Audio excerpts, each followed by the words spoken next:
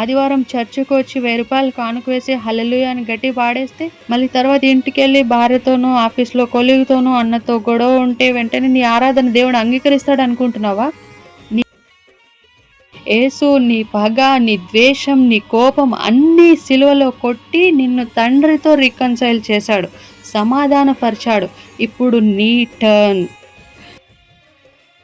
ఒకడిని నరకానికి పంపించేంత కోపం నీ హృదయంలో పెట్టుకొని నువ్వు పరలోకానికి వెళ్తానంటే ఆటలు అనుకుంటున్నారా? కుదరనే నీకు నీవు పెట్టుకున్న కండిషన్. కానీ మనము స్టెప్ 1 కూడా చేయకుండా డైరెక్ట్ స్టెప్ 3కి జంప్ అవుతున్నాం. అర్థమవుతుందా? స్వస్థత రావాలంటే ఈరోజే దిగి రావాలి. జ్ఞాపకము చేసుకొనుడి. సో అదే టికెట్ అనమాట. తీర్పు దినం రోజున సారీ నేను టికెట్ మర్చిపోయానంటే కుదురుతుందా? 400 ఏళ్ళ వెయిటింగ్ టైం అప్పుడే అయిపోయింది కదా అంటే, అవును టైం అయిపోయింది. లాస్ట్ కాల్ అయిపోయి ట్రైన్ బయలుదేరి మధ్యలో బెత్లెహేము స్టేషన్లో రక్షకుడు పుట్టాడు అనే అనౌన్స్మెంట్ కూడా అయిపోయింది. మరి మనం ఎక్కడున్నాం? ఇంకా ప్లాట్ఫామ్ మీద కూర్చున్నామా లేక ట్రైన్ ఎక్కేసామా?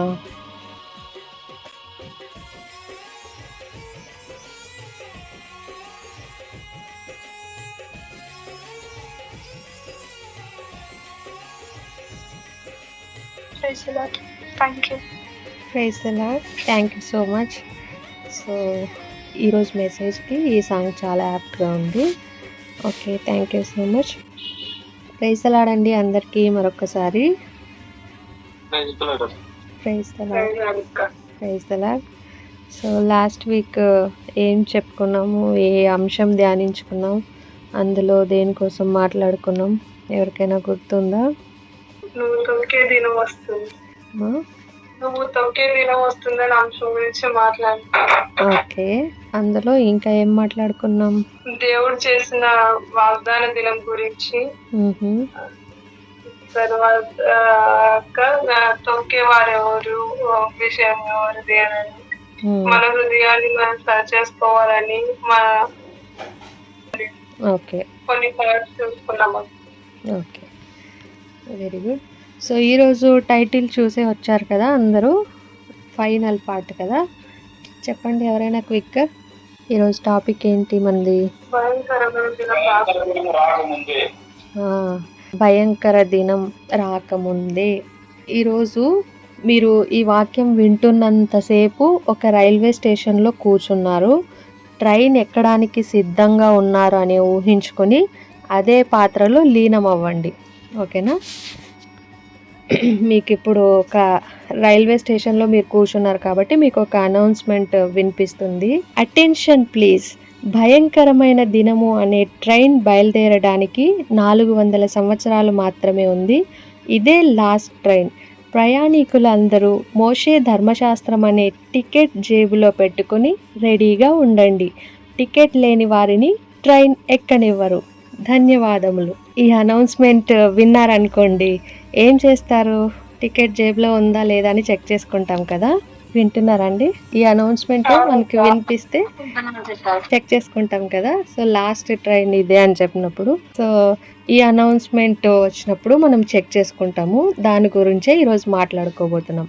మలాకి 4వ అధ్యాయము 4వ వచనం నుంచి 6వ వచనం వరకు మరి చదువుకుందాం రండి. 4వ అధ్యాయం మలాకి గ్రంథము 4వ అధ్యాయము 4వ వచనము, 5వ వచనము, 6వ వచనం. ఫైనల్గా ఇవే ఉన్నాయి కాబట్టి దీని గురించి ధ్యానించుకుంటున్నాం. నేను ఒక వచనం చదువుతాను, మీరు ఒక వచనం చదవండి. హోరేబు కొండ మీద ఇశ్రాయేలీయులందరి కొరకై నేను నా సేవకుడైన మోషేకు ఆజ్ఞాపించిన ధర్మశాస్త్రమును, దాని కట్టడలను, విధులను జ్ఞాపకము చేసుకొనిడి. యెహోవా నియమించిన భయంకరమైన ఆ మహాదినం రాకమునుపు నేను ప్రవక్తయగు ఏలియా మీ యొద్దకు పంపుదును. నేను వచ్చి దేశమును శపించకుండునట్లు అతడు తండ్రుల హృదయములను పిల్లల తట్టును, పిల్లల హృదయములను తండ్రుల తట్టును త్రిప్పును. ప్రభు సహాయం కొరకై చిన్న ప్రార్థన చేసుకుందామండి. ప్రేమ నమ్మకం గల మా ప్రియ పరలోకపు తండ్రి, పరిశుద్ధమైన దేవ, భయంకరమైన దినము రాకముందే అనే అంశం కింద ధ్యానించుకోబోతుండగా తండ్రి మాతో నీవే మాట్లాడుతూ రమ్మని వేడుకుంటున్నాను దేవా. తండ్రి నీ నోటి పురగా వాడుకుంటూ రమ్మని వేడుకుంటున్నాను తండ్రి. ఈనాటి అంశం కొరకై మరి ప్రవ్వా నీ సహాయాన్ని కోరుతున్నాం. నీ సెలవు చాటును మరుగుపరచండి ప్రవ్వా. హృదయాన్ని ఖాళీ చేయండి ప్రవ్వా. కేవలము నీ నోటి మాటల చేత నీ వాక్కు చేత నింపబడటానికి కృప చూపించండి.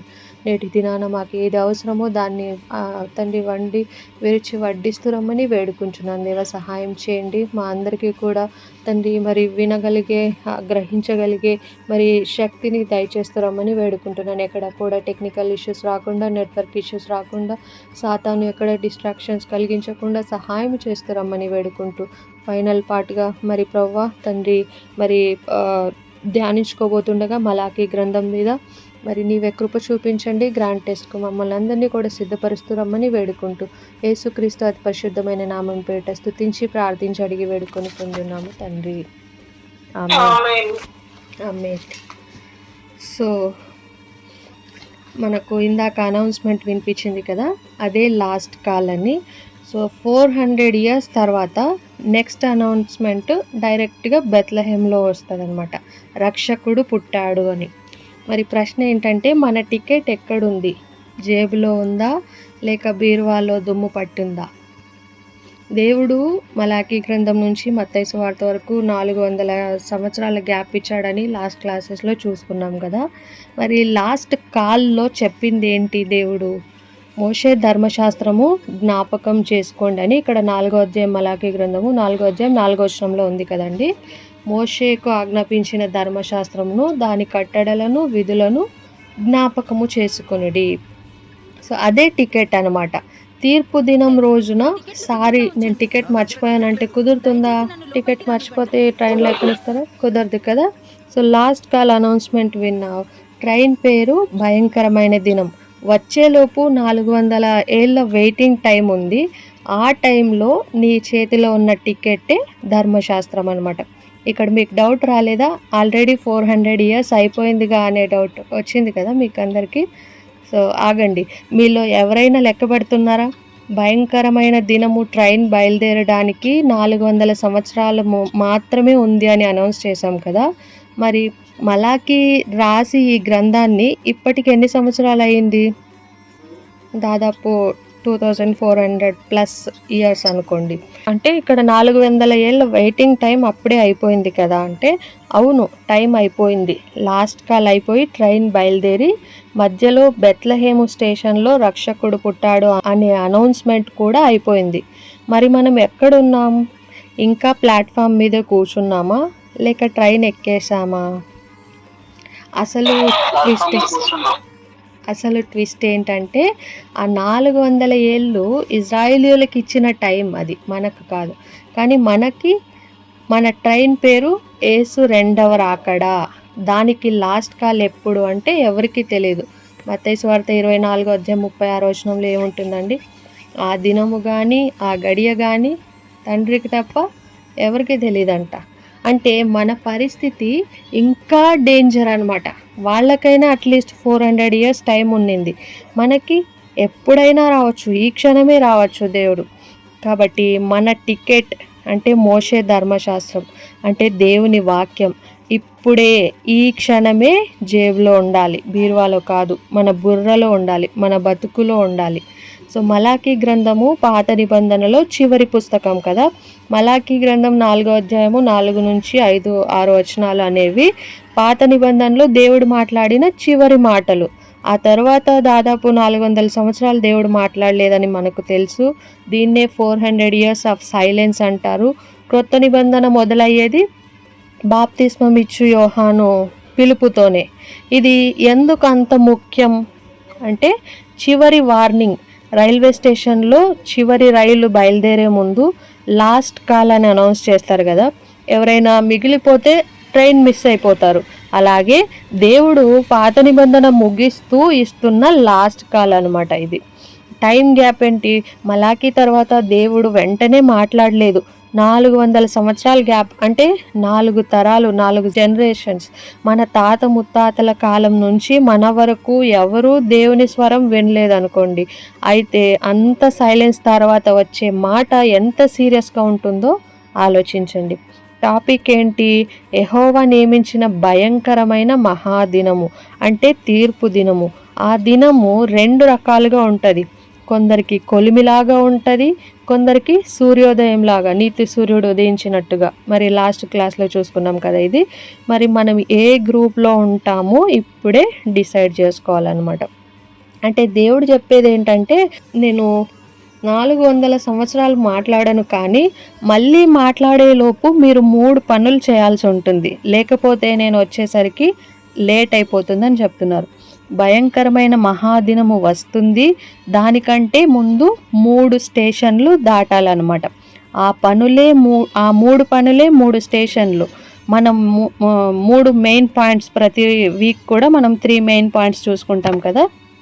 సో ఈరోజు కూడా ఈ 3 పనులే దేవుడు చెప్పినవి, 3 పనులే 3 స్టేషన్లు. ఆ 3 స్టేషన్లే మన మెయిన్ పాయింట్స్ అనమాట.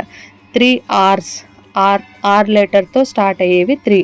Remember, repent, reconcile. జ్ఞాపకం చేసుకొనుము first point, remember. Second point repent, పశ్చాత్తాపపడుము. థర్డ్ పాయింట్ రికన్సైల్, సమాధానపడుము. సో మొదటి స్టేషన్ రిమెంబర్, జ్ఞాపకము కదా. 4వ వచనం చదవండి ఎవరైనా. కొండ మీద ఇశ్రాయేలు నా సేవకుడైన మోషేకు ఆజ్ఞాపించిన ధర్మశాస్త్రమును దాని కట్టడలను విధులను జ్ఞాపకం చేసుకొనుడి. మోషే ధర్మశాస్త్రాన్ని జ్ఞాపకం చేసుకొనుడి. దాని అర్థం ఏంటండి? దేవుడు కొత్తగా ఏమీ చెప్పట్లేదు, ఇది వరకే ఇచ్చిన వాక్యం దగ్గరకు తిరిగి రమ్మంటున్నాడు. మనకు తీర్పు ఎలా ఉంటుందో, రూల్ బుక్ చదవకుండా గ్రౌండ్లోకి దిగలేం కదా. వాక్యం లేకుండా సిద్ధపాటు లేదు. మరి మనం చేయాల్సిందేంటి? రోజు వాక్యం చదవాలి. అదే మనకు GPS లాంటిది, దారి తప్పకుండా చూపిస్తుంది, చేస్తుంది. మరి మలాకి 4వ అధ్యాయం 4వ వచనము నేపథ్యం గురించి ఇంకా డీప్గా చూసుకుంటే, హోరేబు అనే మాట వినిపిస్తుంది కదా ఇక్కడ. హోరేబు కొండ మీద. హోరేబు అని ఎందుకన్నారు ఇక్కడ? సీనాయి అని ఎందుకు అనలేదు అంటే, మలాకి 4వ అధ్యాయం 4వ వచనంలో దానికి చాలా పెద్ద హిస్టరీ ఉందన్నమాట. ఇక్కడ 4వ వచనంలో హోరేబు అని అన్నాడు దేవుడు.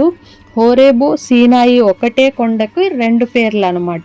అయితే హోరేబు వర్సెస్ సీనాయి అని చూస్తే, బైబిల్లో ఒకే పర్వతానికి 2 పేర్లు ఎందుకు వాడారు అనే ప్రశ్న చాలా పాతది. 2 పేర్లు ఒకే పర్వతానికి. బైబిల్లో స్కాలర్స్ 90% మంది ఏకీభవించే విషయం ఏంటంటే, హోరేబు, సీనాయి 2 ఒకే పర్వతం అని. ఎక్సడస్లో, మరి నిర్గమకాండంలో మోషే ధర్మశాస్త్రం పొందిన పర్వతాన్ని సీనాయి అంటారు. అదే ద్వితీయోపదేశకాండంలో చూస్తే అదే సంఘటనలను, సేమ్ సిచ్యువేషన్స్ని చెప్పేటప్పుడు హోరేబు అంటారనమాట. మరి ఎగ్జాంపుల్గా చూస్తే నిర్గమ 19:11లో 3వ నాడు యెహోవా ప్రజలందరి కన్నులెదుట సీనాయి పర్వతం మీదికి దిగివచ్చును అని ఉంటుంది. అదే ద్వితీయోపదేశకాండంలో 1వ అధ్యాయం 6వ వచనంలో మన దేవుడైన యెహోవా హోరేబులో మనకి ఇలాగ సెలవిచ్చని ఉంటుంది. అసలు తేడా ఏంటి అని అంటే గనక 3 ప్రధాన థియరీస్ ఉన్నాయన్నమాట. ఇక్కడ రచయితల స్టైల్ లేదా రచయితల సోర్స్లో తేడా ఉంటుంది. బైబిల్ని రాసిన వేర్వేరు స్కూల్స్ ఉన్నాయని డాక్యుమెంటరీ హైపోథెసిస్ చెప్తుందనమాట. ఇక్కడ JPED సోర్స్ అంటే బైబిల్లో మొదటి 5 పుస్తకాలు, పెంటాట్యూక్ అంటారు కదా, 5 కాండాలను ఎలా రాయబడ్డాయి అని చెప్పే డాక్యుమెంటరీ హైపోథెసిస్లోని 4 ప్రధాన మూలాలన్నమాట.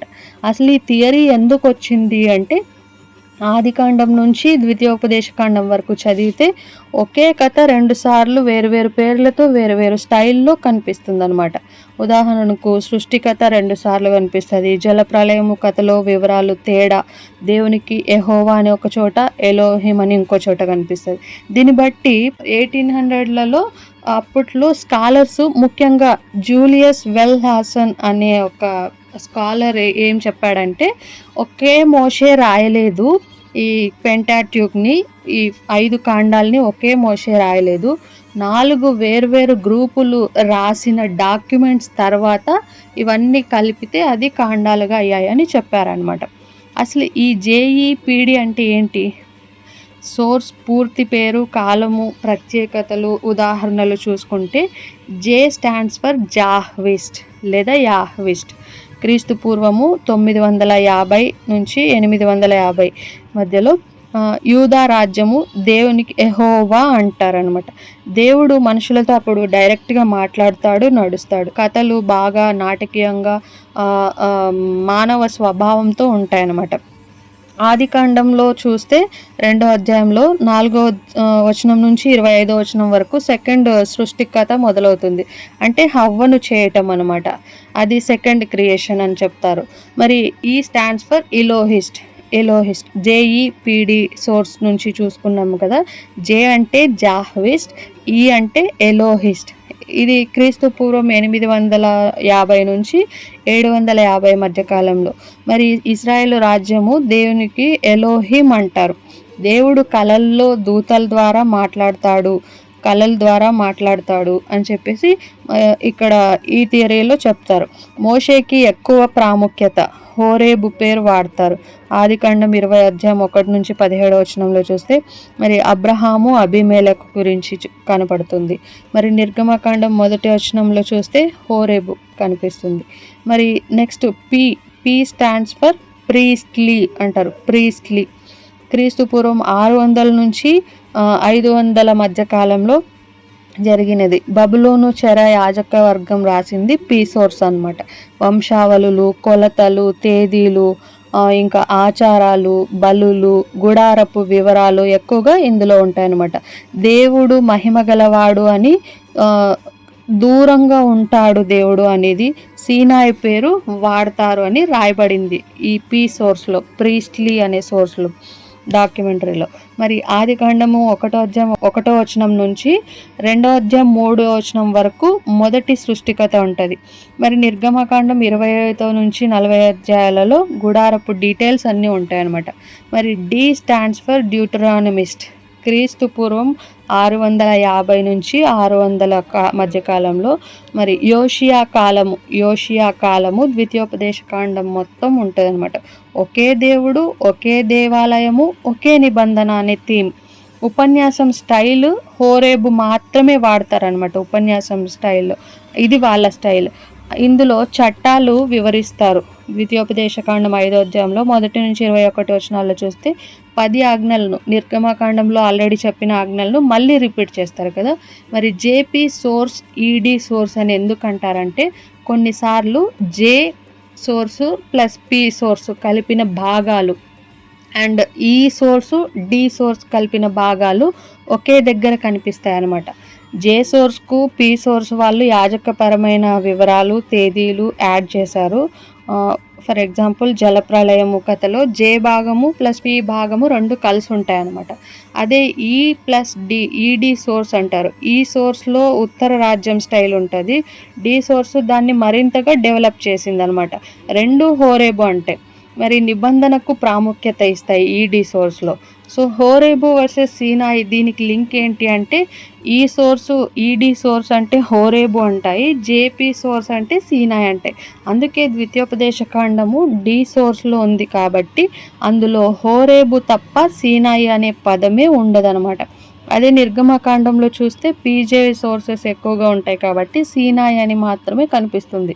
ఇక్కడ మీరు ముఖ్యంగా తెలుసుకోవాల్సిన నోట్ ఏంటంటే, ముఖ్యమైన నోట్, ఇది స్కాలర్స్ థియరీ మాత్రమే. యూదులు, చాలామంది క్రైస్తవులు ఈ ధర్మశాస్త్రాన్ని 5 కాండాలని మోషేనే రాశాడని నమ్ముతారు. సో ఇది స్కాలర్స్ థియరీ మాత్రమే. కానీ టెక్స్ట్లో తేడాలు ఎందుకు వచ్చాయి అని అర్థం చేసుకోవడానికి ఈ జేఈపిడి డివిజన్ బాగా ఉపయోగపడుతుంది అనమాట. సో జేపీ సోర్స్ సీనాయి పేరు ఇందులో వాడారు. నిర్గమకాండము, లేవ్యకాండము, సంఖ్యాకాండాలలో ఎక్కువగా ఇదే సోర్స్ వాడారనమాట. అండ్ ఈ డి సోర్స్లో హోరేబు పేరు వాడారు. ద్వితీయోపదేశకాండం మొత్తం డి సోర్స్, అందుకే అక్కడ హోరేబు మాత్రమే కనిపిస్తుంది. అర్థంలో తేడా ఏంటంటే హోరేబు అంటే హీబ్రూలో ఖారేబ్ అంటారు. ఖారేబ్ ఎండిపోయిన, నిర్జనమైన, పాడుబడిన ప్రదేశం, పర్వతం ఉన్న ఎడారి ప్రాంతం మొత్తానికి పేరు హోరేబ్ అంటారు. హోరేబు అంటే హీబ్రూలో ఖారేబ్ అంటారు. ఖారేబ్. సో సీనాయికి ఆ పేరు ఎలా వచ్చిందంటే సిన్ అనే బాబిలోనియన్ చంద్రదేవత పేరు మీద వచ్చిందని ఒక వాదన ఉంది. లేదా సెనెహ్ అంటే హీబ్రూలో ముళ్ళ పొద అని అర్థం. దేవుడు మోషేకు ముళ్ళ పొదలో కనిపించాడు కాబట్టి ఇది నిర్దిష్టమైన పర్వత శిఖరానికి పేరు సీనాయి. సిన్ అనే బాబిలోనియన్ చంద్రదేవత పేరు మీద వచ్చిందని ఒక వాదన ఉంది. ఇంకొకటి ఏంటంటే సెనెహ్ అనేది ముళ్ళ పొద అనే అర్థం ఇస్తుంది. సో దేవుడు మోషేకు పొద కాలిపోతూ ఉంది కానీ అది పొద మండుతుంది కానీ కాలిపోలేదు అనే సందర్భం మీకు గుర్తుంది కదా. సో దాని ద్వారా సెనెహ్ అంటే సీనాయి అని పేరు వచ్చిందని కూడా చెప్తారనమాట. అంటే హోరేబు ఎడారిలో ఉన్న సీనాయి పర్వతం అని అర్థం చేసుకోవచ్చు. మనం హిమాలయాల్లో ఎవరెస్ట్ అంటాం కదా, అలా అనమాట. సో వేదాంతపరమైన కారణం అంటే థియాలజికల్ రీజన్స్ ఏంటంటే ద్వితీయోపదేశకాండంలో మోషే కొత్త తరంతో మాట్లాడుతున్నాడు.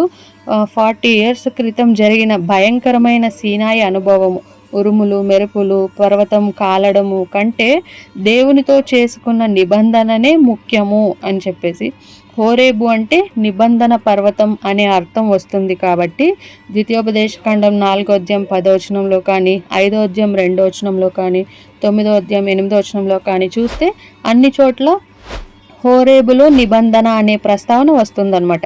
మరి సీనాయి ఎందుకు కాదు అని ద్వితీయోపదేశకాండం అనుకుంది అని చూస్తే, ద్వితీయోపదేశకాండం రాసిన టైంకి ఇజ్రాయేలీయులు కానాన్లో అప్పటికే సెటిల్ అవుతున్నారనమాట. కొంచెం వాళ్ళ చుట్టూ ఉన్న జాతులు పర్వతాలను ఎత్తైన స్థలాలను పూజించేవి.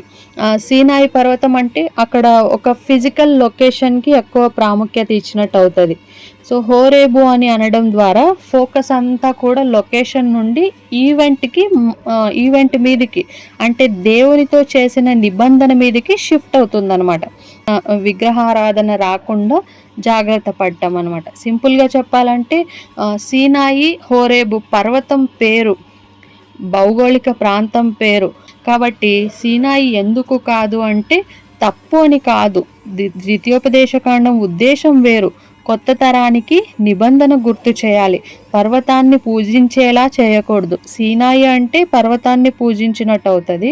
అదే హోరేబు అంటే దేవునితో చేసిన నిబంధన అనేది గుర్తుకు చేయాలి.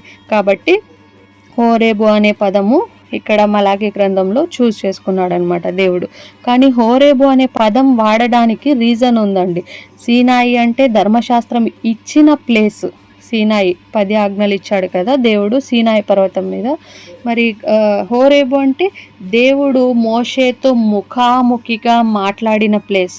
ఈ డిఫరెన్స్ గుర్తుపెట్టుకోండి. రీజన్ సీనాయి అంటే ధర్మశాస్త్రం ఇచ్చిన ప్లేస్, హోరేబు అంటే దేవుడు మోషేతో ముఖాముఖిగా మాట్లాడిన ప్లేస్, నిబంధన చేసిన ప్లేస్ అనమాట. సో ఇక్కడ మనము రీజన్ మాత్రమే ఇప్పుడు మైండ్లో పెట్టుకోవాలి. దేవుడు కేవలం రూల్స్ మాత్రమే గుర్తు చేయట్లేదు, మన మధ్య ఉన్న రిలేషన్షిప్ నిబంధన గుర్తు చేసుకో అంటున్నాడు. రూల్ బుక్ వెనక ఒక తండ్రి ఉన్నాడని మర్చిపోవద్దు అనేది దాని అర్థం అనమాట. సో 400 years మౌనం, దాని వెయిట్ ఏంటి? మలాకి తర్వాత మత్తయి వరకు దేవుడు ప్రవక్తల ద్వారా మాట్లాడలేదు. 400 years సైలెన్స్ ఉంది. లాస్ట్ కాల్లో చెప్పేది చాలా ఇంపార్టెంట్ కదా. ఒకవేళ ట్రైన్ కానీ ఫ్లైట్ కానీ ఎక్కే ముందు పాస్పోర్ట్ చెక్ చేసుకోండి, ఫ్లైట్లో అయితే పాస్పోర్ట్ చెక్ చేసుకోండి అని అనౌన్స్ చేస్తారు కదా, అదే లాస్ట్ రిమైండర్. మరి దేవుని లాస్ట్ రిమైండర్ ధర్మశాస్త్రం జ్ఞాపకం చేసుకో, తర్వాత అంతా కూడా సైలెన్స్ అనమాట 400 years. ఆ తర్వాత డైరెక్ట్గా యేసు వచ్చాడు. 400 సంవత్సరాల మౌనం, మలాకి నుంచి మత్తయి వరకు ఉన్న గ్యాప్, దీన్ని ఇంటర్ టెస్టిమెంటల్ పీరియడ్ అని కూడా అంటారు. ఇది సైలెన్స్ అయినా కూడా ఖాళీ మాత్రం కాదండి. దేవుడు మాట్లాడలేదు కానీ చరిత్రను రెడీ చేస్తున్నాడు అక్కడ. లాస్ట్ కాల్ వెయిట్ ఏంటంటే మనం ఇందాక చెప్పినట్టు ఫ్లైట్ అనౌన్స్మెంట్ లాంటిది లేదా ట్రైన్ అనౌన్స్మెంట్ లాంటిది. మరి 4వ అధ్యాయము మలాకి గ్రంథము 4 నుంచి 6 వచనాల్లో చూస్తే 4వ వచనంలో మోషే ధర్మశాస్త్రాన్ని జ్ఞాపకం చేసుకొనుడి అంటే పాస్ట్ని మర్చిపోవద్దు, గతాన్ని మర్చిపోవద్దు అని హెచ్చరిస్తూ ఉన్నాడు దేవుడు. మరి 5వ వచనం 6వ వచనంలో చూస్తే అక్కడ ఏలియాను పంపుతాను, తండ్రుల హృదయాలను పిల్లల వైపు త్రిప్పుతాడు ఏలియా వచ్చి అని చెప్తా ఉన్నాడు. అంటే ఫ్యూచర్కి, భవిష్యత్తు కొరకు ప్రిపేర్ అవ్వండి అనే స్టేట్మెంట్ అక్కడ. ఇదే ఓల్డ్ టెస్టిమెంట్లో చివరి మాట, తర్వాత బ్రేక్ వస్తుంది కదా మరి మత్తయి సువార్తకు మలాకి గ్రంథానికి. తర్వాత ఓపెనింగ్ సీన్ ఏంటంటే యోహాను బాప్తిస్మం ఇచ్చేవాడు అతనే ఏలియా. మత్తయి సువార్త 11వ అధ్యాయం 14వ వచనంలో చూస్తాం. అంటే దేవుడు 400 ఏళ్ళు సైలెన్స్ అని ఊరుకొని కరెక్ట్ టైంకి కర్టన్ ఓపెన్ చేసినాడు అనమాట. మరి గలతీ 4వ అధ్యాయం 4వ వచనం త్వరగా ఎవరైనా చదవగలరా? గలతీ 4:4 అక్కడ ఏముంటదంటే ఒక చక్కని మాట ఉంటది. కాలం పరిపూర్ణమైనప్పుడు దేవుడు తన కుమారుని పంపెను. చాలండి, థ్యాంక్ యూ. సో అక్కడ ఏముంటది? కాలము పరిపూర్ణమైనప్పుడు అంట.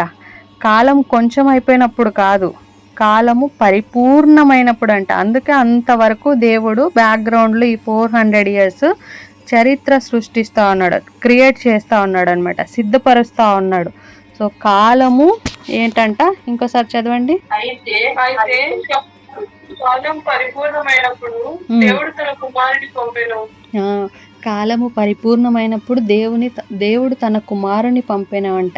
ఈ 400 years సైలెన్స్ పీరియడ్లో, ఇంటర్టెస్టిమెంటల్ పీరియడ్లో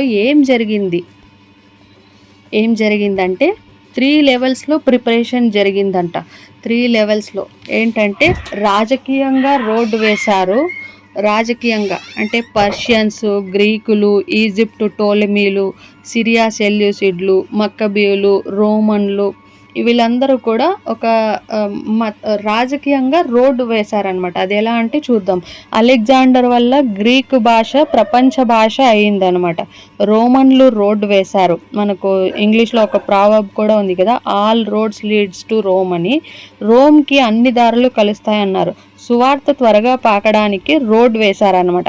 కామన్ లాంగ్వేజ్ రెడీ చేశారు. ఫస్ట్ ఏమో రాజకీయంగా రోడ్ వేశారని చూసుకున్నాం. తర్వాత మతపరంగా వేదిక కట్టారు. అంటే సమాజ మందిరాలు, దేవాలయము యెరూషలేంలోనే ఉంది. చెర తర్వాత యూదులు ఎక్కడికి వెళ్ళినా కూడా అక్కడ ప్రతి ఒక్క ప్లేస్లో వాళ్ళు ఎక్కడికి వెళ్తే అక్కడ ఒక సమాజ మందిరాన్ని కట్టుకున్నారు. పౌలు వెళ్ళిన ప్రతి ఊరిలో కూడా ముందు సమాజ మందిరానికే వెళ్ళాడు సువార్త చెప్పడానికి. అది వేదిక రెడీ చేశారనమాట. 3 levelsలో ఫస్ట్ రాజకీయంగా రోడ్డు వేశారు, తర్వాత సమాజ మందిరాలు, మతపరంగా వేదిక కట్టారు, సమాజ మందిరాలు కట్టారు. తర్వాత సెప్టుయజింట్ అంటారు, క్రీస్తు పూర్వం 250లో, క్రీస్తు పూర్వం 250లో హీబ్రూ ఓల్డ్ టెస్టిమెంట్ని గ్రీక్లోకి అనువదించారు. ప్రపంచమంతా చదవగలిగేలా స్క్రిప్చర్ రెడీ అనమాట. ఇంకా మెస్సియా ఆశ, మలాకి తర్వాత ప్రవక్త లేకపోయేసరికి ప్రజల్లో ఇంకా ఆశ పెరిగింది. ఎప్పుడొస్తాడు మెస్సియా అనే ఎదురుచూపు అనేది ఆ పీక్ స్టేజ్కి వెళ్ళిపోయిందనమాట. లూకాసు వార్త 3వ అధ్యాయం 15వ వచనంలో ప్రజలందరూ మెస్సియా కోసం కనిపెట్టుకొని ఉన్నారంట. సో మతపరంగా కూడా ఇక్కడ వేదికను కట్టారు. సో తర్వాత సాంస్కృతికంగా కూడా పునాదిని గట్టిపరిచారు. పరిసయ్యులు, సద్దూకయ్యులు, ఎసెనీలు, మరి హెరోదీయులు లాంటి గ్రూప్స్ వచ్చాయన్నమాట. ధర్మశాస్త్రం మీద చర్చలు జరిగేవి, వివరణ పెరిగింది. తప్పుదారులు ఉన్నా కూడా దేవుని మాట అనే కాన్సెప్ట్ ప్రజల్లో బలంగా నాటుకుపోయిందనమాట. అసలు 3 levelsలో ప్రిపరేషన్ దేనికి? షార్ట్గా ఆన్సర్ చెప్పాలంటే సువార్త ప్రపంచం మొత్తానికి లైట్నింగ్ స్పీడ్లో పాకడానికి. ఒక మెరుపు వచ్చి ఎలా వెళ్తుందో, ఎంత క్విక్గా ఎంత ఫాస్ట్గా మెరుపు వెళ్ళిపోతుందో వచ్చినంత స్పీడ్లోనే, అలాగా సువార్త ప్రపంచం మొత్తానికి లైట్నింగ్ స్పీడ్లో పాకడానికి ఈ 3 levelsలోని ప్రిపరేషన్ అవసరం అవుతుంది అనమాట. సో అందుకనే మలాకి తర్వాత దేవుడు 400 సంవత్సరాలు సైలెంట్గా ఉన్నా కూడా తెర వెనక 3 టీంలతో స్టేజ్ సెట్ చేస్తున్నాడు అనమాట. టార్గెట్ ఒకటే, కాలము పరిపూర్ణమైనప్పుడు యేసు వచ్చి ఆయన గురించిన న్యూస్ భూమి చివరి వరకు వెళ్ళాలి అని. సో రాజకీయంగా రోడ్ వేశారని చూసాం కదా, అంటే సువార్త వేగంగా వెళ్ళడానికి జరిగింది. ఎందుకు ప్రిపరేషన్ అయిందంటే, మరి అలెగ్జాండర్ ది గ్రేట్ తెలుసు మీకు బాగా, గ్రీకు భాషను ప్రపంచ భాష చేశాడు. కొత్త నిబంధన మొత్తం గ్రీక్లో రాయబడింది. అనువాదం అవసరం లేకుండా టర్కీ నుంచి రోమ్ వరకు ఎవరైనా సరే దాన్ని చదవగలరు అనమాట. ఇంకా రోమన్స్ 85,000 కిలోమీటర్ల రోడ్లు, ఒకే కరెన్సీ, ప్యాక్స్ రొమానియా అంటే శాంతి, పౌలు 3 మిషనరీ జర్నీలు చేయగలిగాడు దీనివల్ల. సో దొంగల భయము, యుద్ధాల భయము తక్కువగా ఉండేది. ఒక్క వీసాతోనే ఎంపైర్ మొత్తం తిరగచ్చు అనమాట. సో అలా 85,000 కిలోమీటర్స్ రోడ్డు రోమన్స్ వేశారనమాట. ఆ తర్వాత యూదులు చెదరగొట్టబడ్డం. ఈ 400 ఏళ్లలో యూదులు ప్రతి పెద్ద సిటీలో కూడా సెటిల్ అయిపోయారనమాట. అంటే పౌలు కొత్త ఊరు వెళ్ళినప్పుడు ముందు సమాజ మందిరం ఉంది, అప్పటికే ఉంది. అక్కడి నుంచి మొదలుపెట్టాడు. అపోస్తల కార్యం 17:2 చూస్తే ఒక్క ముక్కలో చెప్పాలంటే రోమన్లు రోడ్డు వేస్తే దాని మీద నడిచింది సువార్త అనేది. సో మతపరంగా వేదిక కట్టారనేది చూసుకున్నాం కదా. అంటే సువార్త అర్థం కావడానికి జరిగిందనమాట. సమాజ మందిరాలు, ప్రతి ఊరిలో బైబిల్ చదివే, బైబిల్ని డిస్కస్ చేసే ప్లేస్. యేసు ప్రభు కానీ పౌలు కానీ బయట స్టేజ్ కట్టాల్సిన పని లేదు. ఆల్రెడీ జనం వారానికి ఒకసారి కూడే చోటు రెడీగా ఉంది. లూకాసు వార్త 4:16 చూస్తాం. పౌలు గ్రీకులతో మాట్లాడినప్పుడు యెషయాని కోట్ చేస్తాడు కదా. యెషయాలో ఉన్న ధర్మశాస్త్ర గ్రంథాన్ని కోట్ చేసి చెప్తాడు. అక్కడ మెస్సియా ఎదురుచూపు కనిపిస్తుంది. ఇంకా 400 ఏళ్ళు ప్రవక్త లేడు, ప్రజల్లో ఎప్పుడొస్తాడు మెస్సియా అనే దాహము క్లైమాక్స్కి చేరిందనమాట.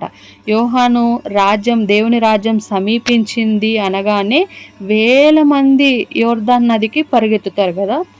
మత్తయి సువార్త 3 ఒక ముక్కలో చెప్పాలంటే ఇంకా దేవుడు మాట్లాడడం ఆపేసరికి జనము వినడానికి ఇంకా ఆత్రంగా తయారయ్యారనమాట. మరి సాంస్కృతికంగా పునాది గట్టిపరిచారు అనే దానికి సువార్త అవసరం తెలియడానికి జరిగిందనమాట. పరిసయ్యులు 600+ రూల్స్ చేసి ధర్మశాస్త్రం భారం చేశారు. యేసు ఏమంటున్నాడు మత్తయి 11:30 నా కాడి సులువుగా అన్నప్పుడు దాని వాల్యూ తెలిసిందనమాట. రూల్తో రక్షణ రాదు అని ప్రూవ్ అయింది. ఇంకా సద్దుకయ్యలు ఉన్నారు కదా, దేవదూతలు పునరుత్థానం లేదు అన్నారు. యేసు పునరుత్థానం అసలు సిసలు షాక్ ఇచ్చిందనమాట. ఖాళీ సమాధి ఒక డిబేట్ అయిపోయింది వాళ్ళకి ఖాళీ సమాధి గురించి. సో ఎసెనీలు అంటే ఎడారిలో వెళ్ళి పవిత్రంగా బతుకుదాం అనుకున్నారు. లోకంలో ఉంటూనే వెలుగు కావాలి అని యేసు బోధ హైలైట్ అయిందనమాట. మత్తయి సువార్త 5:14 ప్రకారం.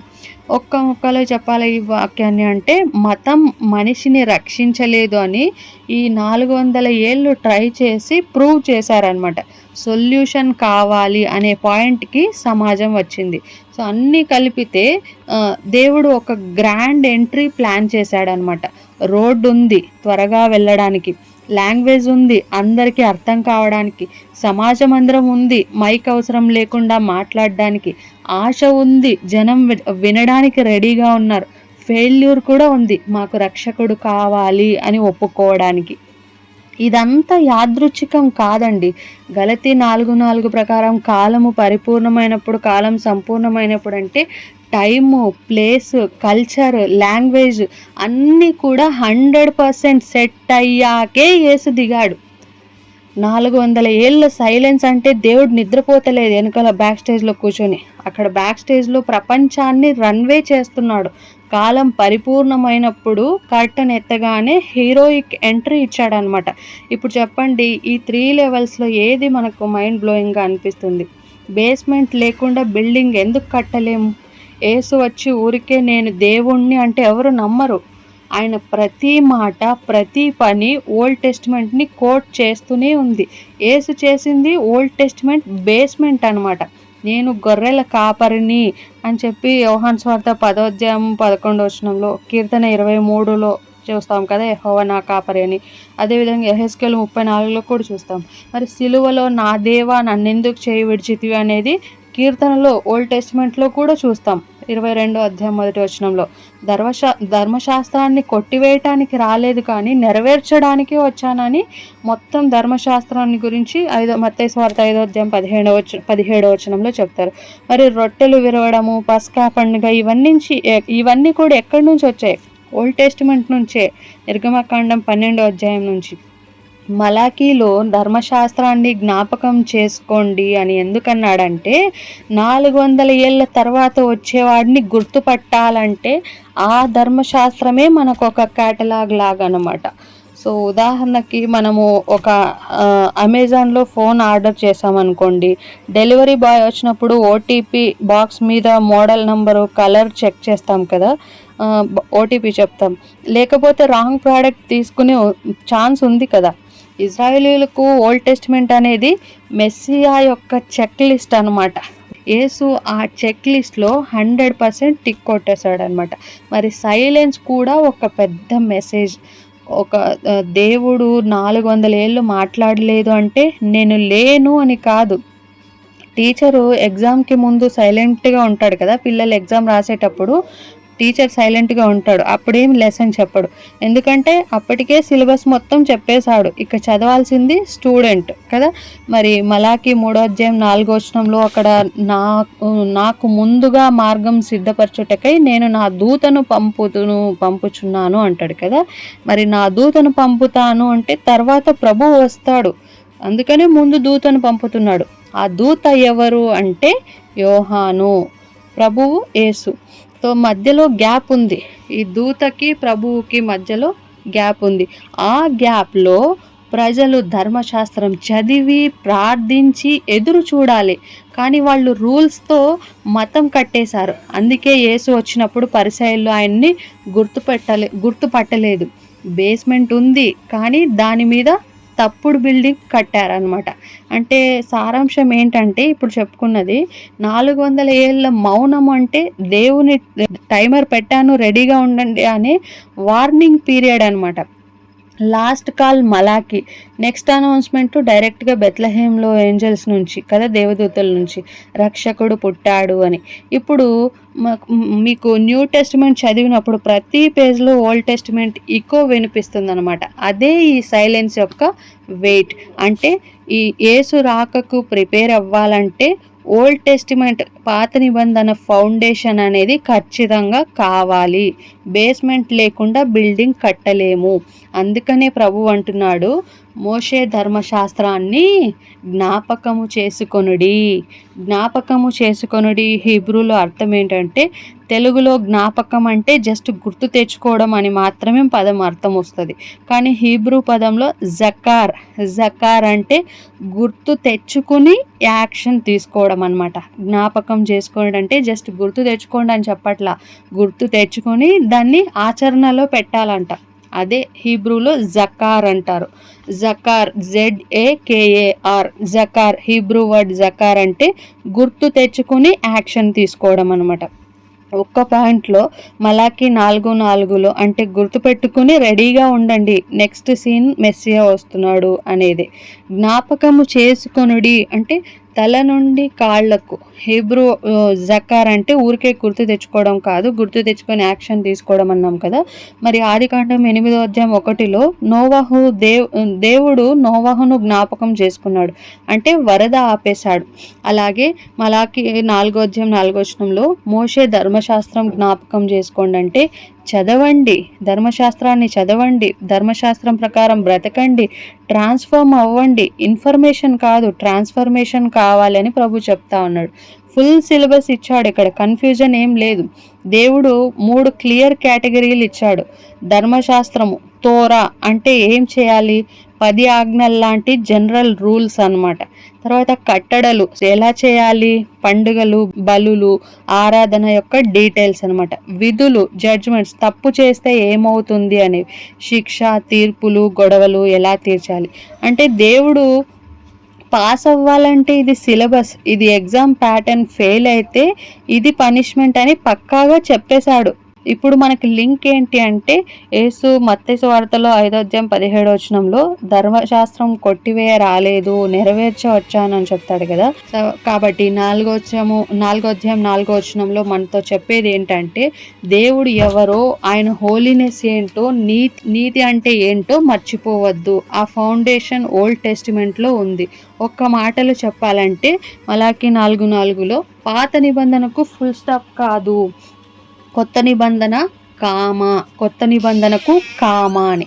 జకార్ అంటే గుర్తు పెట్టుకుని యాక్షన్లోకి రండి, బేస్మెంట్ రెడీ చేసుకోండి, నెక్స్ట్ సీన్లో మెస్సియా ఎంట్రీ ఇస్తున్నాడు అని దేవుడు. ఈ 400 years సైలెన్స్ అంటే దేవుడు చెప్పాడు, హోంవర్క్ ఇచ్చేసాను, హోంవర్క్ చేసి మీరు రెడీగా ఉండండి, బెల్ కొట్టగానే మాస్టర్ వస్తాడని ముందే చెప్తున్నాడు అనమాట.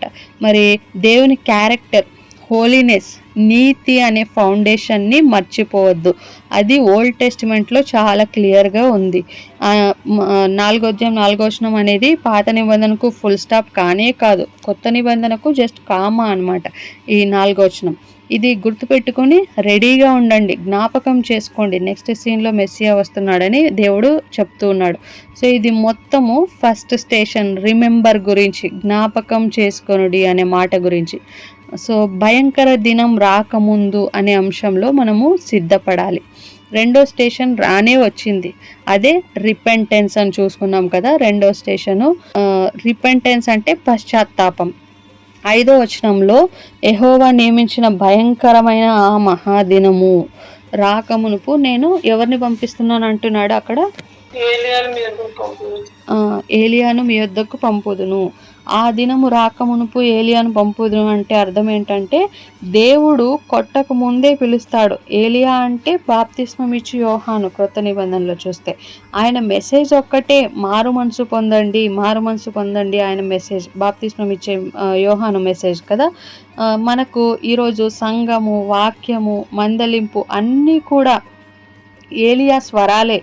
దేవుడు అవకాశం ఇస్తున్నాడు, కానీ మనం చేయాల్సింది వాయిదా వేయకూడదు. ఈరోజే పాపాన్ని ఒప్పుకొని విడిచిపెట్టాలి. రేపు అనేది మనకు గ్యారంటీ లేదండి, రేపు ఉంటుందో లేదో తెలీదు, మనం ఉంటామో లేదో తెలీదు. కాబట్టి ఈరోజే ఏదైనా కానీ ఈరోజే పాపాన్ని ఒప్పుకొని విడిచిపెట్టాలి, పశ్చాత్తాపం చెందాలి. మరి రెండో స్టేషను రిపెంట్. సో పశ్చాత్తాపం అంటే ఇక్కడ దేవుడు లాస్ట్ కాల్ ఇచ్చిన తర్వాత ఇప్పుడు యాక్షన్ ప్లాన్ ఇస్తున్నాడు అనమాట. స్టేషన్ 1లో మరి రిమెంబర్ అనేది గుర్తుపెట్టుకో అయితే, స్టేషన్ 2లో పశ్చాత్తాపడి సిద్ధపడు అంటున్నాడు. ఇందులో ఫస్ట్ సబ్ హెడింగ్ ఏంటంటే ఆ దినము రాకమునుపు అంటే దేవుడు తీర్పు తీర్చక ముందే మనిషికి అవకాశం ఇస్తాడు. దేవుని పద్ధతి ఒకటే, తీర్పు ముందు హెచ్చరిక, కనికరం ముందు న్యాయం. సడన్గా దేవుడు ఎవరిని కూడా కొట్టడండి. ఈ సూత్రము బైబిల్ అంతా కూడా కనిపిస్తుంది. మరి సంఘటన తీర్పు ముందు ఏం చేశాడు, రెఫరెన్స్ చూస్తే జలప్రలయం అంటే 120 years టైం ఇచ్చాడు. నోవహు నీతిని ప్రకటించేవాడుగా వార్నింగ్ ఇస్తూనే ఉన్నాడు. ఆదికాండం 6వ అధ్యాయం 3వ వచనంలో, 2 పేతురు 2వ అధ్యాయం 5వ వచనంలో చూస్తాం. మరి అలాగే సొదొమ గొమొర్రాల గురించి అబ్రహాంతో మాట్లాడాడు, లోతు కుటుంబాన్ని బలవంతంగా బయటికి లాగాడు కదా. ఆదికాండం 18వ అధ్యాయం 17వ వచనంలో, 19వ అధ్యాయం 16వ వచనంలో చూస్తాం. ఇంకా నినివే గురించి, ఇంకా 40 రోజులు ఉంది, నినివే నాశనం అయిపోతుంది 40 రోజుల్లో అని యోనా ద్వారా చెప్పించాడు. వాళ్ళు పశ్చాత్తాప పడితే క్షమించాడు. 3వ అధ్యాయం 4వ వచనం నుంచి 10వ వచనంలో యోనాలో. సో ఐగుప్తు గురించి చూస్తే అక్కడ 10 తెగుళ్ళు ఒకేసారి వచ్చాయా? ఒకేసారిగా రాలేదు, వింటారేమో అని చూశాడు. ఒక్కోసారి మోషే ద్వారా ఛాన్స్ ఇస్తూ వచ్చాడనమాట. ఈ నిర్గమకాండం 7 నుంచి 11 అధ్యాయాల్లో ప్యాటర్న్ చూస్తే దేవుడు మౌనంగా తీర్పు తీర్చడు, ముందు తన ప్రవక్తను పంపుతాడు, ప్రజలు వినాలా వద్దా అనే నిర్ణయం తీసుకునే టైము ఇస్తాడనమాట. సో ఇక్కడ 4వ అధ్యాయము మలాకి గ్రంథం 5-6 వచనాల్లో ఏలియాను పంపుతాను అంటే అర్థం ఏంటంటే ఇక్కడ 2 విషయాలు, మహాదినము, మెస్సియా తీర్పు దినము. మహాదినము అంటే మెస్సియా తీర్పు దినం. మొదటి రాకడలో కనికరం, రెండో రాకడలో తీర్పు. ఏలియాను పంపుతాను అంటే తీర్పు రాకముందే ప్రజల హృదయాలను సిద్ధపరచడానికి ఒకరిని పంపుతాను అని చెప్తున్నాడు. యోహాను నిజంగానే ఏలియానే అనే డౌట్ ఉందా అండి ఎవరికైనా? యోహాను నిజంగానే ఏలియానేనా అనే డౌట్. సో ఈ పాయింట్ని క్లియర్ చేసుకుందాం. యేసు ఏం చెప్పాడంటే సో ఈ పాయింట్ని ఫస్ట్ క్లియర్ చేసుకుందాం. యేసు స్వయంగా 2 సార్లు క్లారిటీ ఇచ్చాడు. మత్తయి సువార్త 11వ అధ్యాయం 14వ వచనం చదవండి. ఈ సంగతిని అంగీకరించుటకు మీకు మనసుంటే రాబో ఏలియా ఇతడు. ఈ సంగతిని అంగీకరించుటకు మీకు మనసుంటే రాబో ఏలియా ఇతడే అని ఎవరిని గురించి చెప్తున్నాడు అక్కడ? యోహాను గురించే. సో ఇంకా 17వ అధ్యాయము 12-13 వచనాలు చదవండి. అదే మత్తయి సువార్త 17వ అధ్యాయము 12-13 వచనాల్లో. అప్పుడు ఆయన బాప్తిసమిచ్చు యోహాను గురించి తమతో చెప్పానని శిష్యులు గ్రహించిరి. చాలా థ్యాంక్. సో ఇక్కడ శిష్యులు ఏలియా ముందుగా రావాలి కదా అని అడిగితే యేసు ఏలియా వచ్చను కానీ వారతని ఎరుగక అనే మాట చూసారా?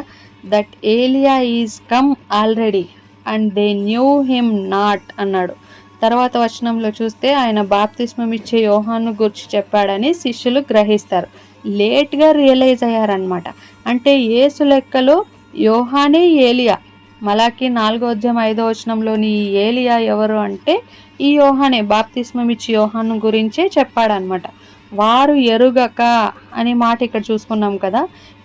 ఇదే పెద్ద ట్రాజడీ అనమాట.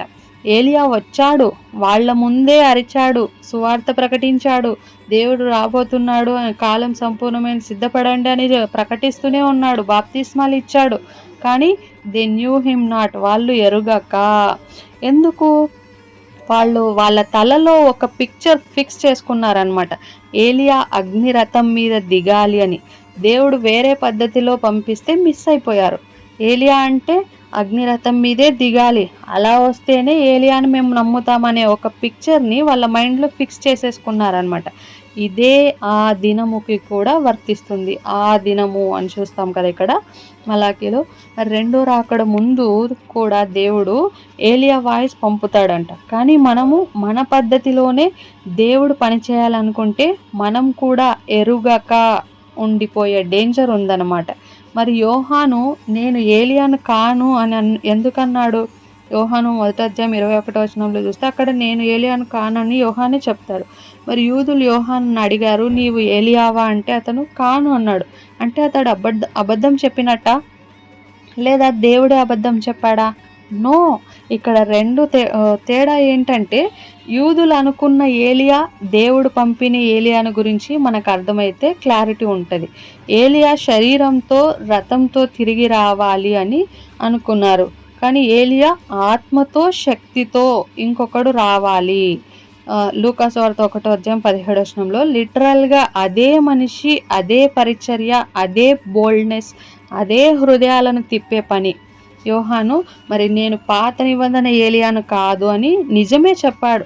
కానీ దేవుని ప్లాన్లో అతడు చేసే క్రియలు ఏలియా పాత్ర పోషించాడనమాట. దేవుని ప్లాన్లో ఈ బాప్తిస్మం ఇచ్చే యోహానే ఏలియా. సో ఏలియా పాత్ర పోషించాడు, కానీ ఏలియా బాహ్య లక్షణాలు కాదు. ఆయన చేసిన పని ఏలియా ఆత్మ, ఏలియా శక్తి. సో ఈ యోహానుకు వచ్చాయన్నమాట. మరి దేవదూత గాబ్రియలు ఏం చెప్పారు? లూకాసు వార్త 1వ అధ్యాయం 17వ వచనంలో యోహాను పుట్టక ముందే దేవదూత జకర్యాతో చెప్తాడు కదా. మరియు చదవండి ఆ మాట. మరియు అతడు తల్లిదండ్రుల హృదయములను పిల్లలు తట్టుకును అవిధేయులను నీతిమంతుల జ్ఞానము అనుసరించుటకు త్రిప్పి ప్రభు కొరకు ఆయత్తపడిన ప్రజలను సిద్ధపరచుటకై ఏలియా యొక్క ఆత్మయు శక్తి గలవాడై ఆయనకు ముందుగా వెళ్ళును గనుక నీవు సంతోషమును మహానందమును కలుగును. అతడు పుట్టినందున అనేకులు సంతోషించరని. చాలండి. తండ్రుల హృదయములను పిల్లల తట్టుకును త్రిప్పి. ఎక్కడైనా చదివినట్టు అనిపించిందా ఈ వాక్యము? రండి ఇప్పుడు మలాకి 4వ అధ్యాయం 5-6 వచనాలు చదవండి. ఒకసారి 17-12. ఓకే. మలాకి 4వ అధ్యాయం 5వ వచనంలో 6వ వచనంలో చూస్తే ఏలియాను మీ వద్దకు పంపుదును, తండ్రుల హృదయాన్ని పిల్లల తట్టు తిప్పుతాడు, పిల్లల హృదయాలను తండ్రుల తట్టు తిప్పుతాను అన్నాడు. సో ఈ లూకాసు వార్త 1వ అధ్యాయం 17వ వచనంతో మ్యాచ్ అయిందా లేదా? ఈజ్ ఇట్ క్లియర్ అండి? సో చూసారా, శరీరం ఏలియా కాదు, ఆత్మ, శక్తి, భక్తి పరిచర్య ఏలియా లాంటిది అన్నమాట. ఏలియా చేసిన పని ఏంటి? ఇజ్రాయేలును విగ్రహారాధన నుండి యెహోవా వైపు తిప్పుతాడు కదా, 1 రాజులు 18:37లో. మరి యోహాను చేసిన పనేంటి? పశ్చాత్తాపడి రాబో ఉగ్రత నుంచి తప్పించుకోండి అని ప్రజల హృదయాలను మెస్సియా వైపుకు తిప్పుతాడు. అదే మనం మత్తయి సువార్త 3 చూస్తాం 7-8 వచనాలు. సేమ్ జాబే, ఇద్దరు చేసింది సేమ్ జాబ్, కానీ వేరే మనిషి. ఇప్పుడు దీన్ని మనకు ఎలా అప్లై చేసుకోవాలంటే వాయిస్ గుర్తుపట్టాలి. ఫస్ట్ ఆఫ్ ఆల్, ఈరోజు నీ మనస్సాక్షి గిల్టీగా ఫీల్ అవుతుందా? పాస్టర్ కొరడాల్ లాంటి వాక్యం చెప్తున్నాడా? లేదా ఒక ఫ్రెండ్ ఇది కరెక్ట్ కాదురా అంటున్నాడా? అదే ఏలియా వాయిస్. దేవుడు షాక్ ఇవ్వక ముందే ఇచ్చే ఛాన్సే ఏలియా వాయిస్ అనమాట. దేవుడు సడన్గా షాక్ ఇవ్వడు, ఫస్ట్ ఛాన్స్ ఇస్తాడు. ఈరోజు నీ కాన్షియన్స్ లేదా నీ మనస్సాక్షి ద్వారానో, వాక్యం ద్వారానో, ఒక ఫ్రెండ్ ద్వారానో దేవుడు మాట్లాడుతున్నాడంటే అదే ఏలియా వాయిస్. తీర్పు ముందు వచ్చే వార్నింగ్ లాంటిది. మరి నేడు అంటే నేడే, నేడు అంటే నేడే, ఈరోజు అంటే ఈరోజే. 120 ఏళ్ళు 40 రోజులు అని దేవుడు అప్పుడు టైం ఇచ్చాడు. నీకెంత టైం ఉందో నీకు తెలీదు. అందుకే హెబ్రీ పత్రిక 3:17 నేడు వింటే హృదయం కఠినపరచుకోవద్దని ఉంటుంది. చదవండి హెబ్రీ 3:15 ఫాస్ట్గా. నేడు మీరు ఆయన శబ్దం వినని ఎడల కోపం పుట్టించిన అప్పటి వలె మేము హృదయం కఠినపరచుకోకూడని ఆయన చెప్పాను. నేడు అంటే కఠినపరచుకోకూడదు అని చెప్తున్నాడు కదా. అంటే నేడు వింటే హృదయం కఠినపరచుకోవద్దు. ఈరోజు అంటే ఈరోజే చేసే ఆ పని. దేవుడు నీతో ఏదైనా చెప్పినాడు నేడు అంటే అది ఈరోజే కంప్లీట్ చేసేయాలని అర్థం. మరి తండ్రి హృదయం చూడండి, మలాకి 4:6 ఇక్కడ నేను భూమిని శపించకుండునట్లు అంటున్నాడు. దేశమును శపించకుండునట్లు అతడు తండ్రుల హృదయాలని పిల్లల తట్టు తిప్పుతా ఉన్నాడు. మరి శపించకుండునట్లు అంటే దేవునికి తీర్పు తీర్చడం ఇష్టం లేదు, తిప్పడం ఇష్టం. వాళ్ళను చేంజ్ చేయడం, వాళ్ళ హృదయాలను త్రిప్పడం ఇష్టం. అందుకే ముందే పంపుతాడు. అంటే దేవుడు యూదులను సడన్గా జడ్జ్ చేయలేదు, మెస్సియా వచ్చాడు అని చెప్పడానికి 6 నెలల ముందే యోహానును పంపాడు. అవునా కదా? యేసుప్రభు పుట్టడానికి 6 నెలల ముందే యోహాను వచ్చాడు. యేసుప్రభు ప్రపంచానికి తెలియక ముందే 6 నెలల నుంచి యోహాను ప్రకటిస్తున్నాడు దేవుని రాజ్యం గురించి కదా. ముందే ఇదంతా ప్లాన్ ప్రకారమే జరుగుతుంది. బాటమ్ లైన్ ఏంటంటే దేవుడు పోలీస్ లాగా మాటు వేసి పట్టుకోడు, తండ్రిలాగా దూరం నుంచే పిలుస్తాడు. ఆ దినము రాకముందే ఇప్పుడే తిరిగి వచ్చేయని ఏలియా ద్వారా, యోహాన్ ద్వారా, ఇప్పుడు వాక్యం ద్వారా చెప్తున్నాడు. దేవుడు సడన్గా ఎవరిని పట్టుకోడు. ఆ దినము రాకమునుపు అని వార్నింగ్ ఇస్తాడు. మొదటి రాకడ ముందు యోహాను ద్వారా ఇచ్చాడు, ఈరోజు ఈ వాక్యం ద్వారా ఇస్తున్నాడు. మలాకి 4:5 అనేది దేవుని మెర్సీ అనౌన్స్మెంట్ అన్నమాట. దేవుడు కృపతో చేస్తున్న అనౌన్స్మెంట్. దేవుడు నిన్ను కొట్టే ముందు చివరి వార్నింగ్ బెల్ లాగా ఈ వాక్యం వినిపిస్తున్నాడు, ఏలియా వస్తున్నాడు అని. అంటే ఏలియా మాట విని యూటర్న్ తీసుకో, లేకపోతే ఆ దినం వస్తుంది, అప్పుడు నువ్వు మారాలి. యూటర్న్ తీసుకోవాలన్నా నీకు టైం ఉండదు. యోహాను 2000 ఏళ్ల క్రితమే అరిచాడు. ఈరోజు ఆ స్వరము నీ బైబిల్లో, నీ కాన్షియన్స్లో, నీ మనస్సాక్షిలో, నీ చర్చ్లో వినిపిస్తుంది. మరి నువ్వు రెడీగా ఉన్నావా? ఆ స్వరం వినిపించినప్పుడు నువ్వేం చేస్తున్నావు? వాయిదా వేస్తున్నావా లేక యూటర్న్ తీసుకుంటున్నావా? సో అందుకే రిపెంట్, పశ్చాత్తాపడు అని ప్రభు సెకండ్ మెయిన్ పాయింట్ ద్వారా చెప్తున్నాడు. సో 3వ స్టేషన్ రికన్సైల్, సయోధ్య అంటారు, లేదా సమాధానపరచుకోవడం. ఇది ఫీలింగ్ కాదు, కమాండ్. మలాకి 4:6 దేవుడు త్రిప్పును అనే మాట ఉంది కదా. సో త్రిప్పును అంటే ఆటోమేటిక్గా జరగదు, ఇది ఆటోమేటిక్గా జరగదు. నువ్వు తిప్పాలి, లేకపోతే శాపం వస్తుంది. నీ హృదయాన్ని నువ్వు తిప్పకపోతే శాపం వస్తుంది. మరి రికన్సైల్ అవ్వకపోతే నీ వర్షిప్ అంతా కూడా వేస్టే అనమాట. మత్తయి సువార్త 5:23-24 యేసు కొట్టినట్టు చెప్పాడనమాట. నీ కానుకను బలిపీఠం మీదట విడిచిపెట్టి మొదట వెళ్ళి నీ సహోదరునితో సమాధానపడు, తర్వాత వచ్చి నీ కానుక అర్పించు. అంటే అర్థం ఏంటి? ఆదివారం చర్చికి వచ్చి 1000 రూపాయలు కానుక వేసి హల్లెలూయా అని గట్టి పాడేస్తే మళ్ళీ తర్వాత ఇంటికి వెళ్ళి భార్యతోనూ, ఆఫీస్లో కొలీగ్తోనూ, అన్నతో గొడవ ఉంటే వెంటనే నీ ఆరాధన దేవుడు అంగీకరిస్తాడు అనుకుంటున్నావా? నీ ప్రార్థన నీ సీలింగ్ దాటి కూడా పైకి వెళ్ళదు. నీ ఉపవాసం నీకే నష్టం తెస్తుంది. మొదట మనిషితో సరిచేసుకో, తర్వాతే దేవుడి దగ్గరికి రా అంటున్నాడు. సమాధాన పరచు పరిచర్య నీదే. దేవుడు నిన్ను క్షమించి ఊరుకోలేదు. నీకు ఒక ఉద్యోగం ఇచ్చాడు. అదేంటంటే 2 కొరింథీ 5:18 సమస్తమును దేవుని వలనవైనవి, ఆయన మనలను క్రీస్తు ద్వారా తనతో సమాధానపరుచుకొని ఆ సమాధానపరచు పరిచర్యను మనకు అనుగ్రహించాడు. అంటే ఏంటి? యేసు నీ పగ, నీ ద్వేషం, నీ కోపం అన్నీ సిలువలో కొట్టి నిన్ను తండ్రితో రికన్సైల్ చేశాడు, సమాధానపరిచాడు. ఇప్పుడు నీ టర్న్. నువ్వు కూడా విరిగిన బంధాల మధ్యకు వెళ్ళి సమాధానపరచు అనే పని చేయాలన్నమాట. నువ్వు మౌనంగా ఉంటే నాకెందుకులే అంటే నువ్వు నీ పరిచర్యను నిర్లక్ష్యం చేసినట్టే. దేవుడు నిన్ను అకౌంట్ అడుగుతాడు, లెక్క అప్పచెప్పాల్సి ఉంటుంది ఒకరోజు. క్షమించకపోతే నీకు క్షమాపణ లేదు. మత్తయి సువార్త 6:15 యేసు మాట నా మాట కాదు, మీరు మనుషుల అపరాధములను క్షమింపకపోయిన ఎడల మీ అపరాధములను తండ్రియు మీ అపరాధాలను క్షమించడంట. క్లియర్గా ఉందా? నీ అన్న నిన్ను మోసం చేశాడా? నీ తమ్ముడు నిన్ను బ్లాక్మెయిల్ చేశాడా? నీ ఫ్రెండ్ వెన్నుపోటు పడిచాడా? దానికి నీ కోపం రావడం న్యాయమే.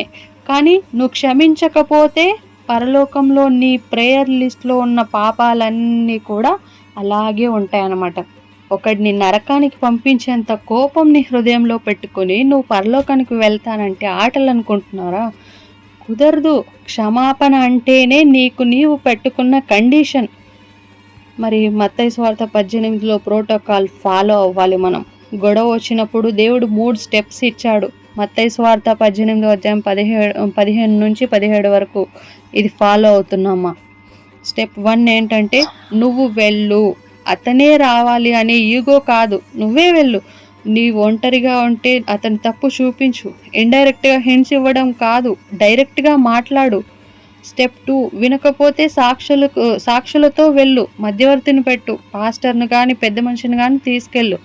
స్టెప్ 3 అప్పటికీ వినకపోతే సంఘానికి తెలియజేయి. అంటే అప్పటికి సీరియస్ ఇష్యూ అయిపోతుంది. అది అప్పటికీ వాడి దిగి రాకపోతే అన్యునిగానో సుంకరిగానో ఎంచుకోవాలి. కానీ మనము స్టెప్ 1 కూడా చేయకుండా డైరెక్ట్ స్టెప్ 3కి జంప్ అవుతున్నాం. అర్థమవుతుందా?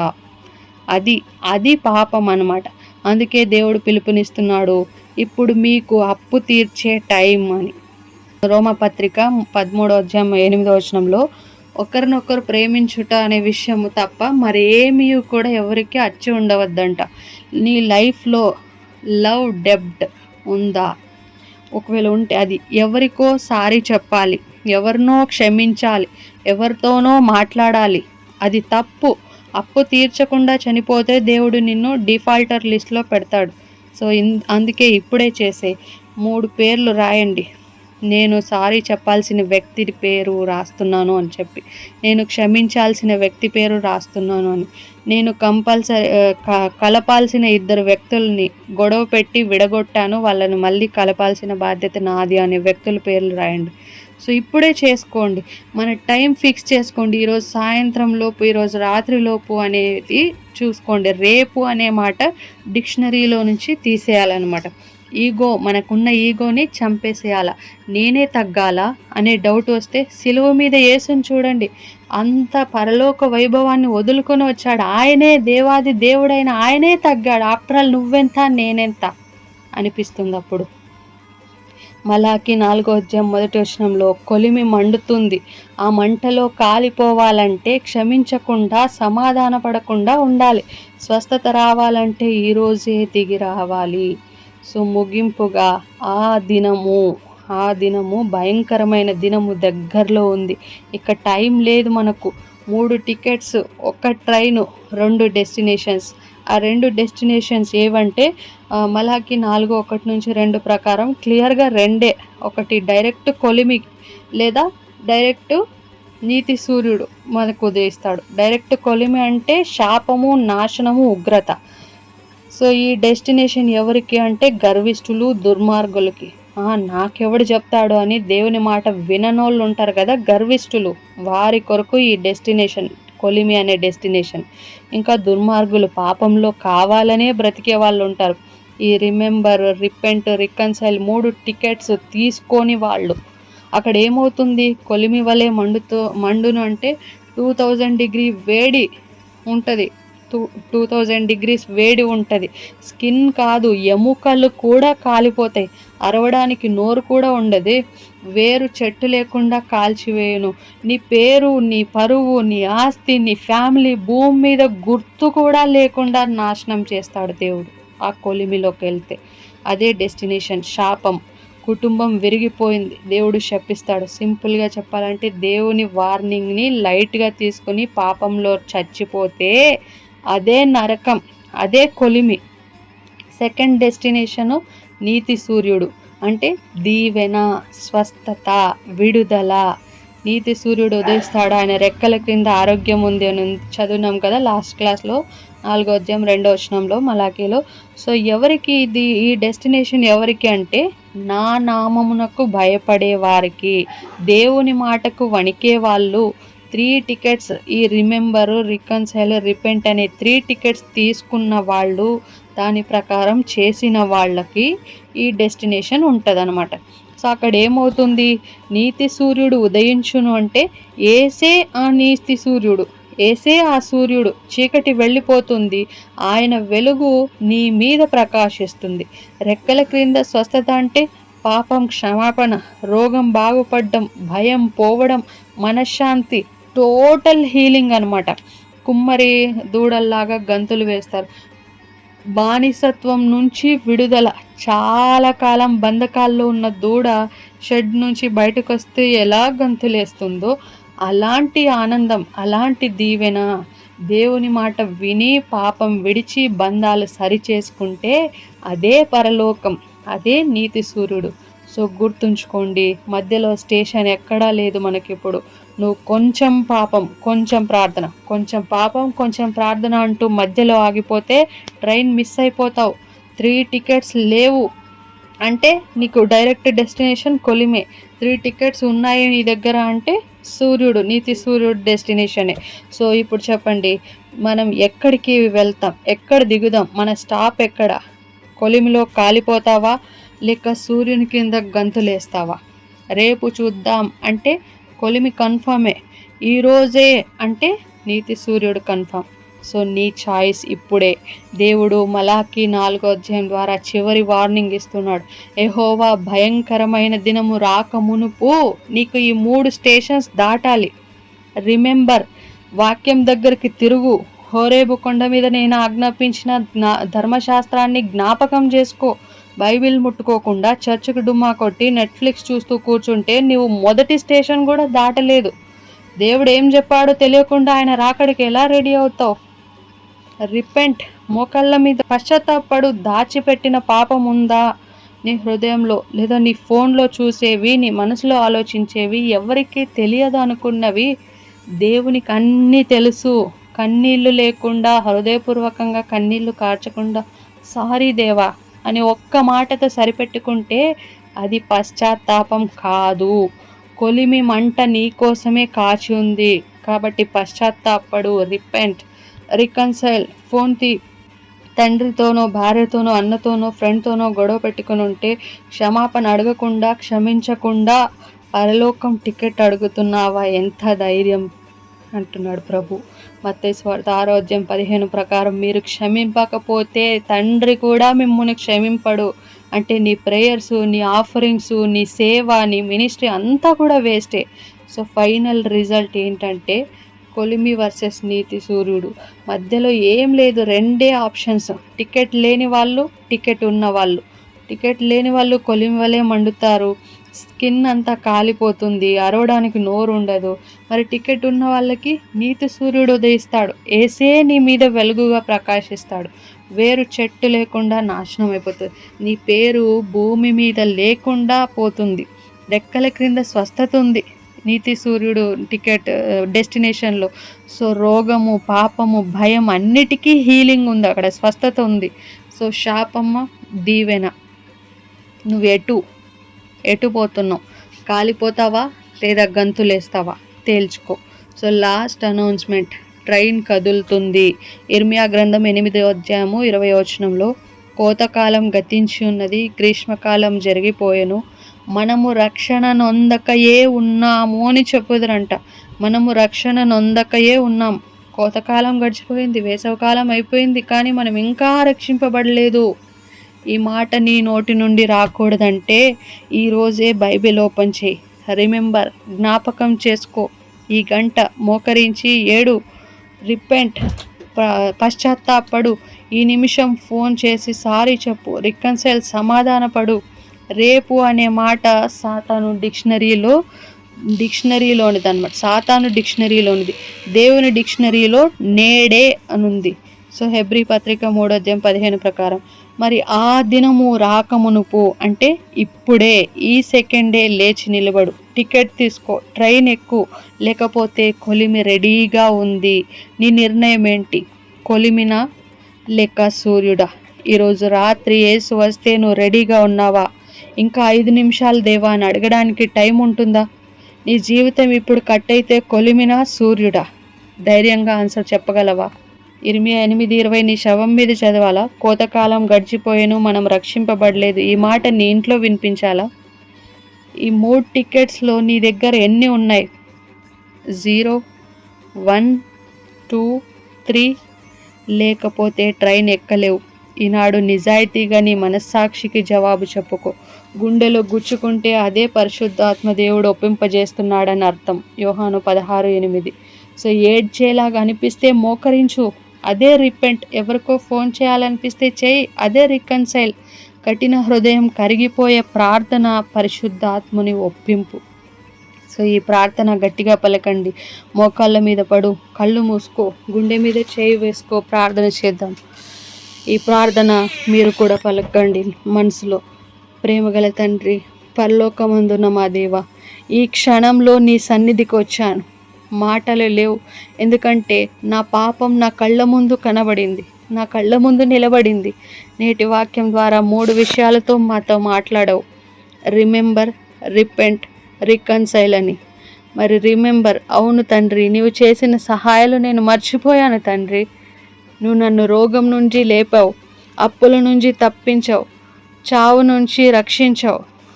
కానీ నేను బైబిల్ మూసేశాను, చర్చ్ మానేశాను, నీ ఉపకారాలు మర్చిపోయి నెట్ఫ్లిక్స్లోనో ఫోన్లోనో డబ్బు వెనకాల కుక్కలా పరిగెత్తాను తండ్రి.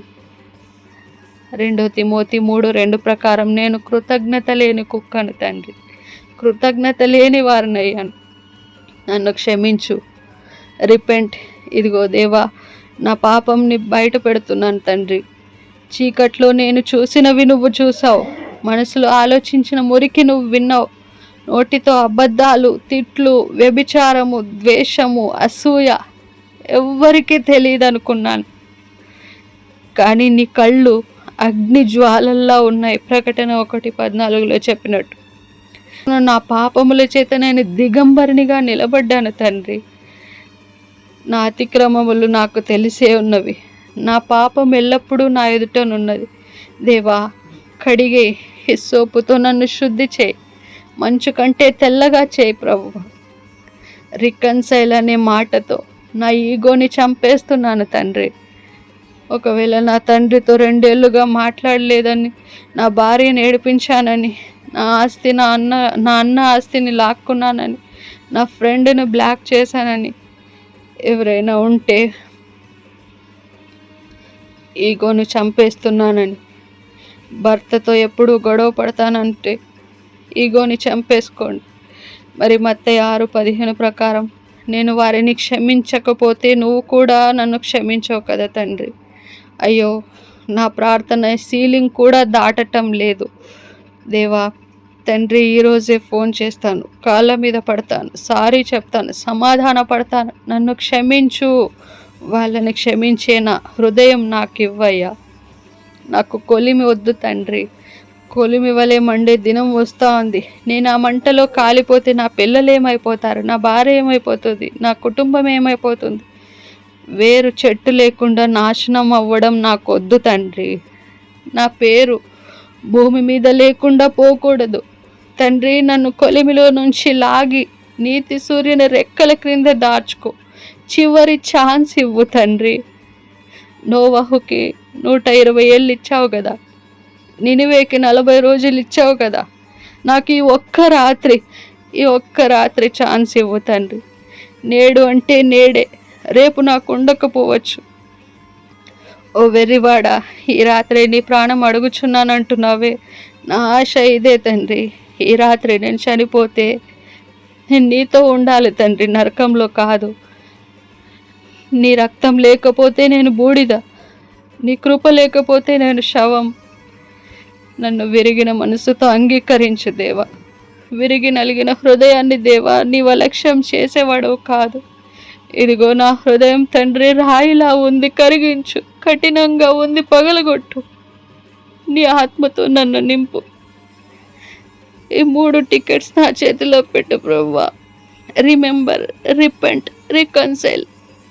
ఈ రోజు నుంచే స్టార్ట్ చేస్తాను. అట్లు మా అందరినీ జ్ఞాపకం చేసుకుని సహాయం చేయి తండ్రి. కళ్ళు తెరవకండి, ఏడుపు ఆపకండి. నీ కన్నీళ్ళు వస్తున్నాయంటే నీ కన్నీళ్ళే నీ పశ్చాత్తాపానికి సాక్ష్యం. గుండె కరిగిందా? అయితే షేర్ చేయి. ఇంకొకరి కఠిన హృదయం మారాలి, కరగాలి. The grace of our Lord Jesus Christ be with your spirit. To him be glory both now and forever. Amen. Amen. Amen. Amen. Amen. Praise the Lord, everyone. Praise the Lord. Thank you so much for joining.